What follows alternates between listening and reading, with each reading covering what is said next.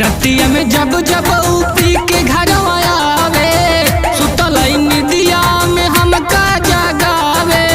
अरे भौजी बड़ा परेशान बानी हो। रतिया में जब जब पी के घर आवे सुतल निदिया में हमका जगावे।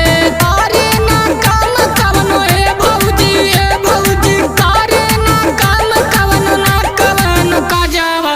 ए भौजी पियावा मिलल न से बजावा।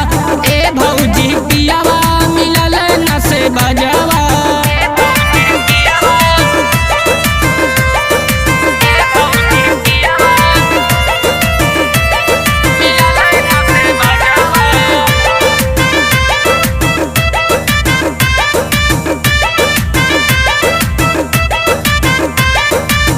हम करी दिन भर कोयल पानी घास हो अपन तो जाके मुँह न खेले जुआ तास हो। अरे भौजी एकदम परेशान कर देली बाबू। हम करी दिन भर कोयल पानी घास हो अपन तो जाके मुँह न खेले जुआ तास हो। अरे लहाला रोज ए भौजी सोना हो करे लहाला रोज होते सजावा। ए भौजी पियावा मिलल न से बजावा।